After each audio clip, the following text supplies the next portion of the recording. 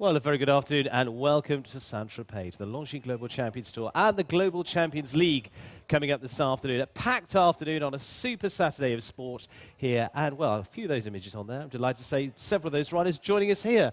Shane Breen, Edwina Tops Alexander, but not riding, but certainly put to work here is Frederick Tabaka as well. Welcome all of you.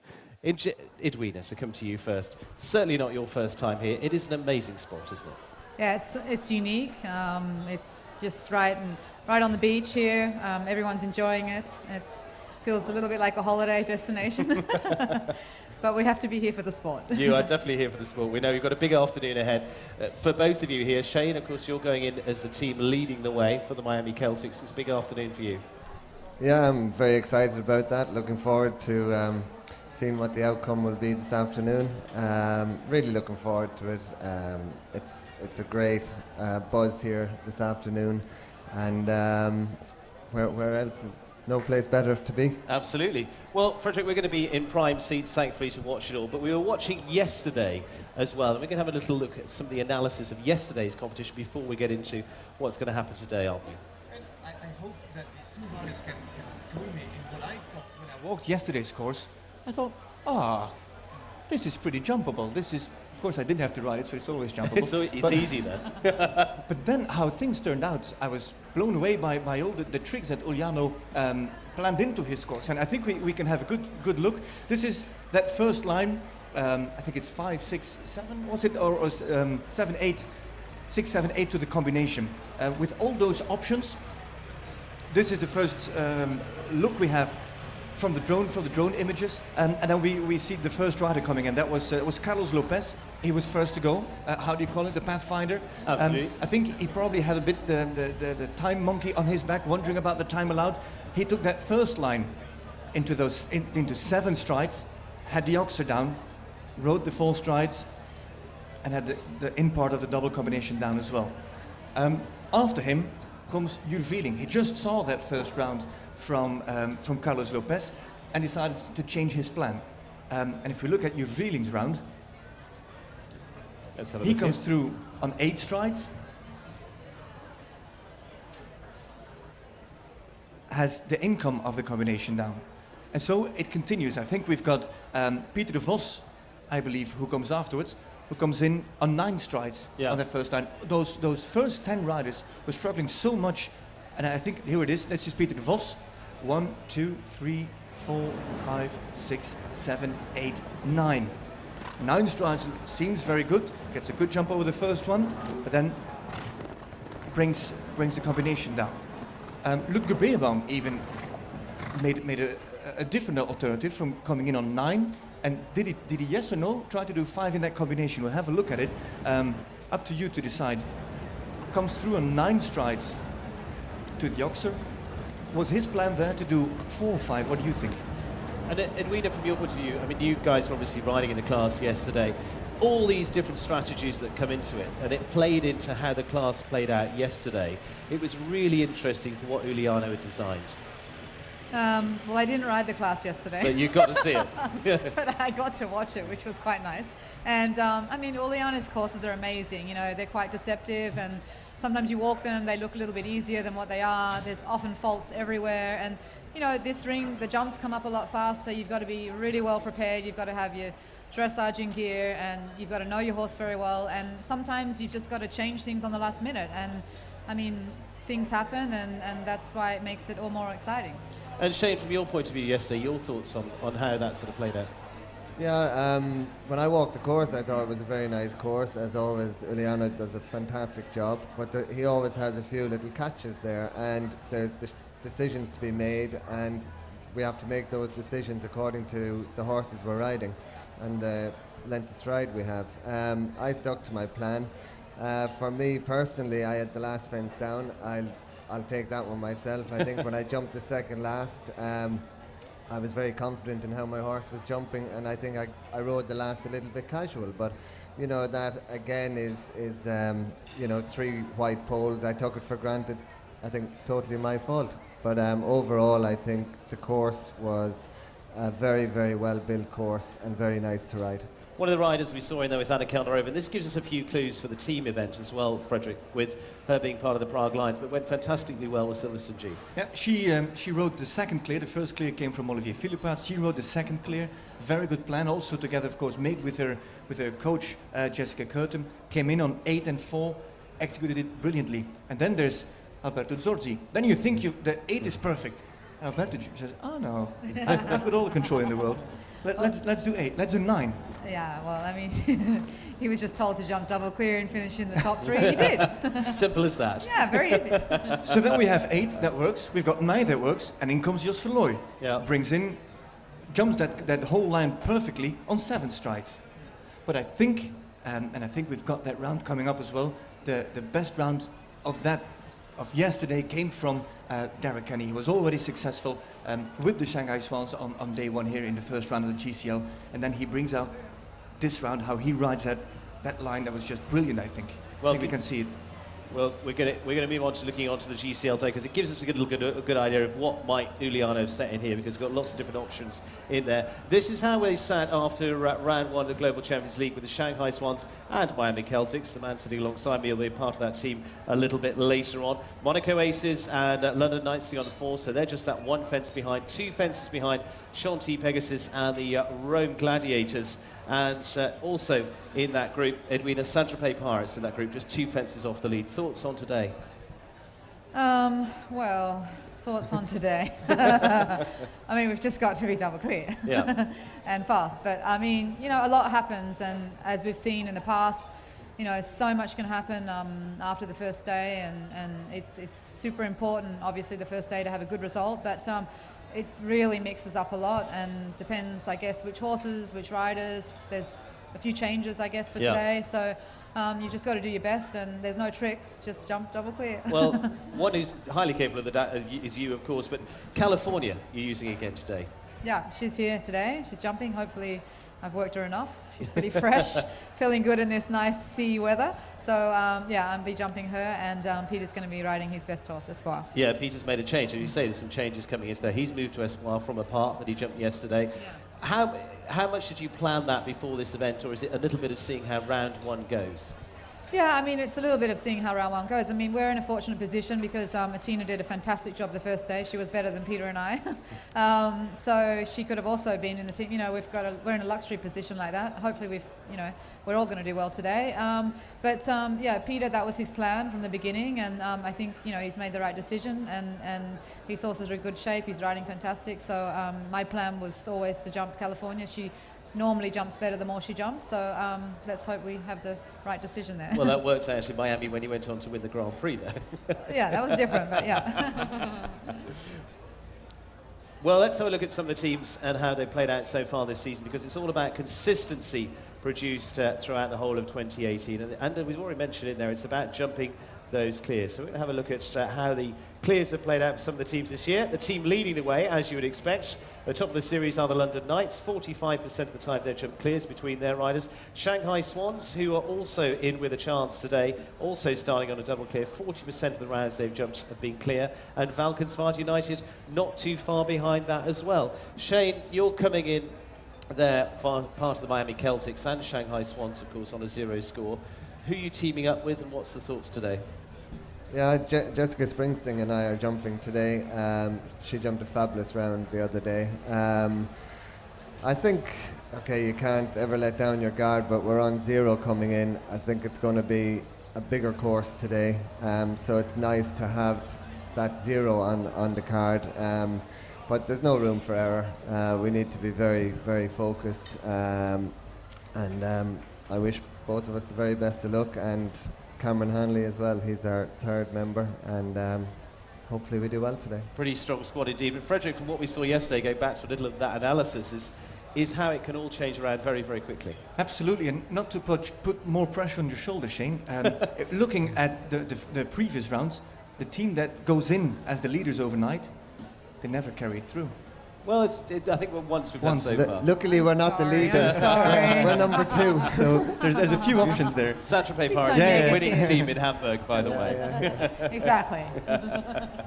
That's another factor, I suppose, as well. That, you know, if we finish on the same scored today, it's going to come down to time. Yeah. So, it's a discussion Jessica, Helena and I need to have about how quick we need to go, because we're 2 seconds behind Shanghai Swans. So if we end up in the same score, it's the difference of first and second. So You've got a bit of work to do today. I think you should go super fast today. I think I should just try and jump a couple of clear rounds. That'd be No nice. risk, no risk, Shane. Who goes first on your team? And how do you decide that? I do. Helena decided, and I'm happy. I go first, last, whatever. Don't mind. Well, I'm going to go walk the course if you want to stay here. Well, we'll let you get on with that in just a second's time. We're going to have a look at, as I say, those leaders after round one, as we talked about. It is Miami Glory and the Shanghai Swans, both on a 0 score. There you can see just how difficult it can be. There's from a few of the rounds so far. Those have led going in there. Mexico was the Paris Panthers, an eventual third place there. Shanghai London Knights were able to follow it through there for them, and Hamburg, of course, Saint-Tropez Pirates. What else would they do but steal away the booty down there in Hamburg? Will they all do it down by the sea here? We'll have to see, but it's going to need a bit of a shake around to be there. But it's all about getting on those podiums as well, isn't it, Edwina? We're not going to win every round, but keep getting those points in. Yeah, consistency. Yeah. It's going to be really interesting to see. So we will move on to looking at who leads the overall series at the moment. As I mentioned, that is going to be the London Knights, but will they hold on here? 8-point difference down to Valkenswaard United. Saint-Tropez Pirates, Edwina sitting in third at the moment on 82. You could really change things around today. Shanghai Swans, though, could do as well, as they come in as leaders into this round on a 0 score, but nothing is given away. Miami Celtic, Shane, a bit of work to do, sitting midfield on 9th place at the moment. So all of those performances are going to count towards that. Frederick, we're looking forward to it. Absolutely. Exciting competition coming up. Absolutely. So good luck, Edwina. Good luck, Shane. We're going to let you walk the course. Off you go. Good luck. Thank you. We will see you a little bit later on. Come back after this break.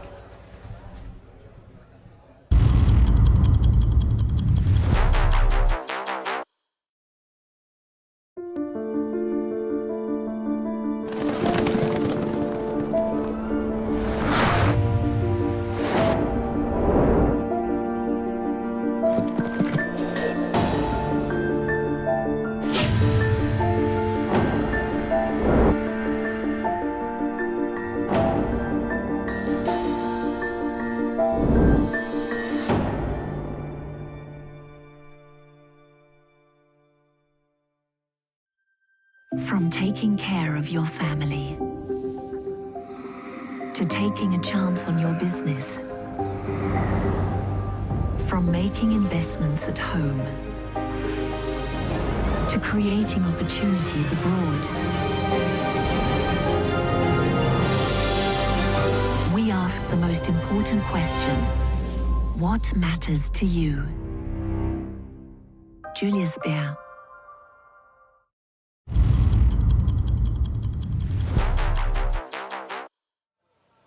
Well, there's a little of what's coming up through the afternoon. The Global Champions League first, and then later on the Longines Global Champions Tour Grand Prix as well. Packed afternoon of sport here from Saint-Tropez, from the Edwina Tops International Horse Show. 6th leg of the tour this year, and first time that we've been here. But it's the 5th year this event has taken place. But a new part of the family for the tour.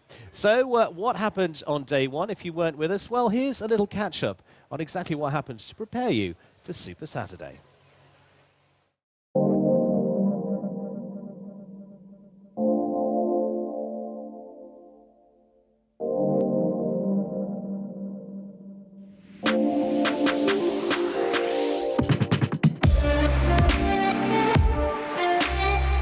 My first time here in Saint-Tropez, so the show looks fantastic. Important 2 weeks for us here in Saint-Tropez and Cannes with Valkenswaard United. We're close second. We really need to be on it for the next 2 weeks to keep tight or even try and get back on top.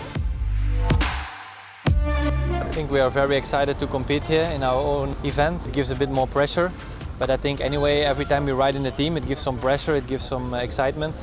That's what it's all about. I think we are good and a strong team together, and I hope we can do a very good result here.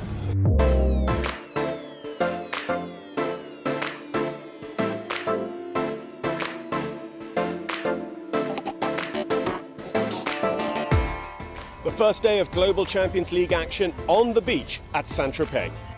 Uliana Vetzani set a really stiff track that was going to see very few teams scored a double clear. Lying second in the league, Valkenswaard United's Bertram Allen hoped to follow up the clear from Alberto Zorzi, but it was 12 faults, which would leave them a lot to do to get onto the Saint-Tropez podium. Winners on Miami Beach, Prague Lions score 4 faults each for a team total of 8. Moving into leading spot at the moment, but without that pole down, that could have made a big difference too. As the home team, the Saint-Tropez Pirates, also score 4 faults for each of their 2 riders to sit level with the Lions. might not have a team going into round 2 on a 0 score, who knows?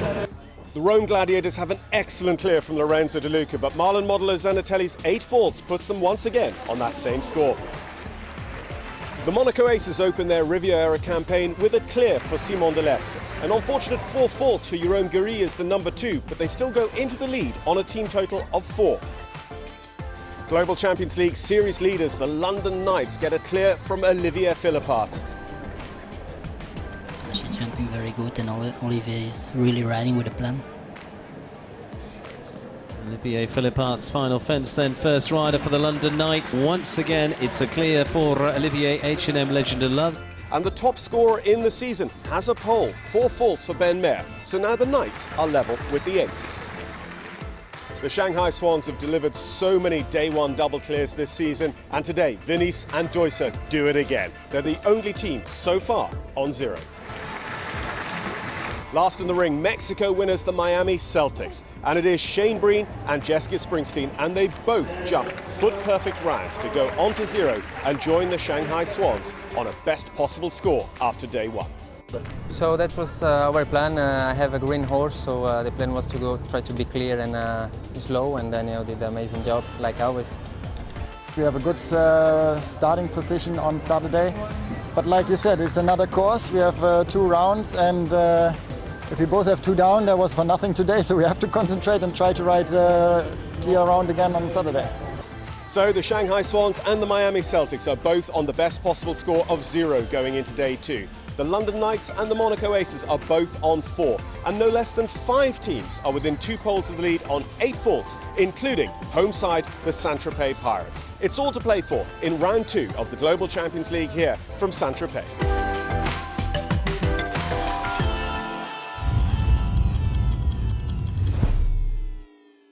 Certainly all to play for, but who is going to be top of their game here this afternoon for our Global Champions League? Round 6 of the championship, then looking to qualify and be a part of the 16 that go to the GCL Super Cup in Prague in December, and of course chasing the overall title, which will be decided in Doha, but runs through all the stages, all those points added up, everything counts, every pole is important, and well, the man who's been setting the poles out there is Uliano Vetsani, as our riders walk the course and taking a close look at the challenge he's come up with. Frederick de Backer, who's whisked his way down there, alongside, out in the sunshine again, Jenny Rudel. Good afternoon. Good afternoon, yeah, thank you, Stephen. It's getting very exciting down here. You can actually feel the tension. Riders are all walking the course, and we're going to try and not get in their way. Frederick, you have sprinted around very quickly. How's it looking?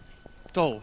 Big. It's big, it's big, it's literally, it's very big. I have to say, I didn't walk the first round of the GCL, but this is big. There's a few very, very tall verticals. Oxers aren't extremely wide. We're not used to seeing wide oxers with Uliano, not extremely wide, of course. It is a 160 course, so you will find those 160 oxers, but the verticals are very, very tall, especially in the combinations. They'll ask a toll, but let's see.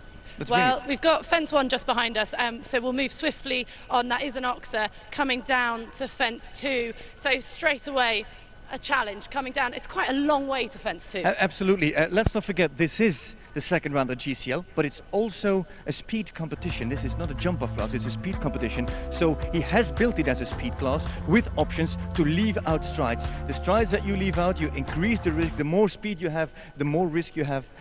But if you want to win it, you have to take the risk.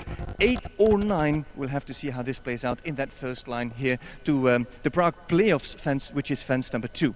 Well, like you say, it is a team competition, but also it is 1 round against the clock, so there's no jump off. They've got 1 round, go clear and go as fast as they can, but at the same time, as it's a team competition, they want double clears from both riders. Absolutely. Fence number 3, vertical, as high as you can make him. If our cameraman comes and have a look, There's one more slot left, but this is proper 1m60, the vertical here. With the Liverpool behind it, we've spoken about it yesterday as well, in that last line of the jump-off class of Julius Baer. Liverpool behind. Sometimes the horses jump a little bit too far behind the Liverpool, get drawn the attention at the takeoff to the Liverpool, and don't really focus on the top rail. And that will have an effect on the line to come, because that's also a short or long distance, depending on how your horse jumps this. And we can talk about this fence as we walk. So a lot of the riders yesterday said that they were having rails down, or the horses were finding it tricky because it's very bright in this arena. So these lighter looking fences, it is quite confusing for the horse and what they're actually seeing. Well, it's great that you say that, because walking up to number 4, if our cameraman has a good look at that, those poles, the fillers, the wings, they all blend in with the sand. It's just that bright orange that stands out, but this is very difficult to gauge, very difficult to see where is top rail, where is bottom rail, where is ground line. Okay, there's a little bit of shadow, so that helps them out a bit, but the shadow will also have an effect as the sun will turn and the shadow will come out on that fence. And I know these horses do it every day, but you're a horse, all you're seeing there is the exit. Exactly. You don't necessarily have your eye on the fence, but more focused on the exit, just where you came in a few seconds ago. Maybe you already want to go out again and enjoy some sunny weather. Well, they do have to go past the exit and round to fence 5. It's quite a long way around, isn't it? Well,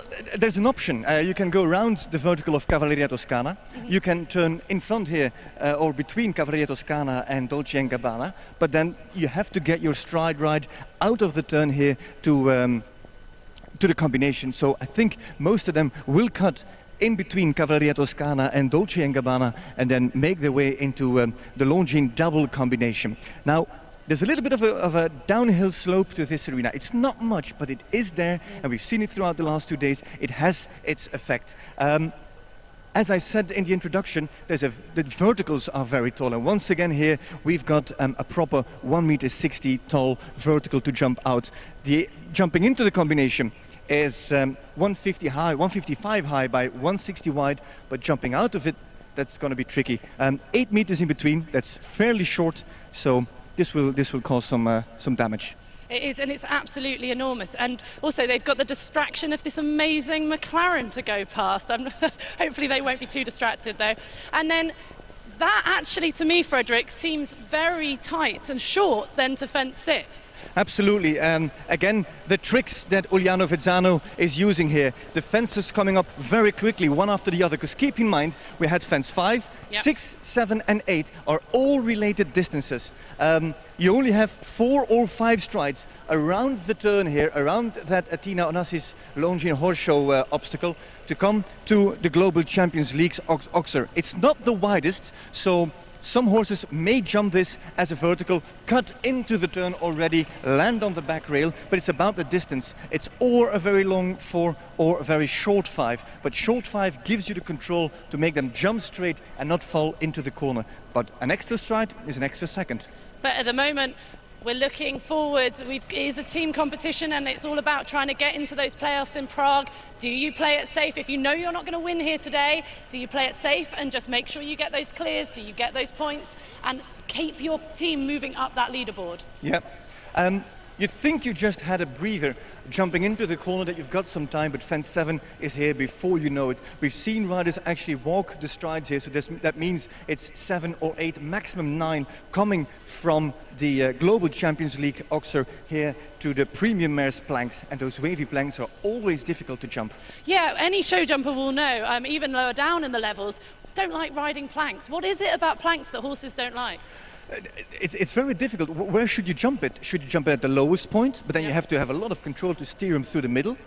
Or will you try to bluff your horse and jump it at the highest point, but you make the fence even bigger than it already is. So you need a lot of control, a lot of stability, and also a very intelligent horse that focuses on this fence and not on anything else. And this is something the horses are going to have a look at. It's not Absolutely. actually played a part yet this week. And then we've got this, what looks like a mile down to fence 8. Yeah, it's 7 to 8A, 8B, a double combination, and this is where power comes into play. We needed intelligence, we needed control over the Global Champions League Oxer, we need intelligence over the planks, and then we need scope jumping in and out of this combination. It's a double of Oxers, 8A, 8B. Maybe this man can tell us if his horse will suit this line and this combination. Peter Fredriksson, what do you make? 7 to 8A, 8B? I think it's a bit forward 6 strides. Bit forward 6, and then jumping out of such a combination, you really need scope. Yeah, but I think, you know, it's in the middle of the course, so the horses will be in the stride. Will you jump it clear? Of course. Super, thank you very much. If you've won as many medals as Peter did, of course you're confident. That makes it all a little bit easier. Halfway through, like he said, 8A, 8B, Oxer, Oxer. 2 strides in between, a long way in between those 2 Oxers. And like you say, we're only halfway through. This is, for a speed class, it's a long class, isn't it? It is, absolutely, and it's again what Uliana Vizzani likes so much, the bendy bit, making it twisty and turny, that breaks your rhythm, that breaks your tempo. You come around the turn, and we have a look at that beautiful, beautiful Dolce & Gabbana fence, which is fence number 9. What are you looking at, Jenny? If you come to this fence, what are you looking at? I'm looking at the VIP. I'm looking at the board underneath, the filler with those roses, with the flowers, draws so much attention. With a 160 high vertical, coming out of the turn, some horses will not really focus on what they should and keep their eye on Dolce & Gabbana, on that logo and on those flowers. And then moving swiftly on, it's quite a long way around to number 10. And again, horses can lose concentration. There's lots to think about. You can see Lucas striding this out in front of us. Again, this looks like quite a narrow Oxer. It is very skinny along the faces. I think it's only 2.5 meters wide, so it's a little bit difficult for the horses to really lock on to where should I go, to the McLaren, or should I go that way? It's difficult to look on, and as you can see behind it, we've got the big TV screens, moving screens. The horses can see themselves. It's not the most difficult fence of the course, but it's not the easiest either. Well, because this is such a long course and we've got to get out of here to let these riders actually jump this. Let's have a look at the final line, Fredrik. 11, A and B, the combination down to the final fence, which has the water tray under it. These are double of just huge uprights. That looks terrifying. All the way on top, they're a little bit with an optical illusion, the way he put these poles into those double of verticals. We've had that skinny Oxer, we've had the wavy planks, we've had a double of Oxers for all the scope, and here you need a lot of vista, a lot of overview. The horses really need to take their time, because any double of verticals is short. They need to take their time to jump the first vertical, back off from the second vertical, jump it again, and then you've got that last stretch home. And the control that is needed, because it's tempting here to kick on, try and save those valuable seconds against the clock, but you have to be super careful even down to the last. Let's ask the Belgian boys that approach from, what is it, from 11 to 12. Niels and Peter, oh, stay here, come on. What are you going to do, 11 to 12? 11 to 7 strikes. And you? I will do the same. How will it be jumping out of that combination? I think will be quite okay. You can choose that. You can go in front of the other fence. You can go around, but I don't think the fault's gonna fall on the end. All right, thank you very much, boys. Best of luck. Well, as you can see, it is a challenging course, as always, but that's what we've come to expect from this course designer. Fredrik, thank you for sprinting round. It's time to go back over to Steve, who's up in the studio. Absolutely, time to get your breath back. And we saw one of the home team there, the part of the Saint-Tropez Pirates, Peter de Vos. But there's many more in the team. There's a squad of 5 that make up the Saint-Tropez Pirates. So let's just have a look at this to introduce you to the home team here in the south of France.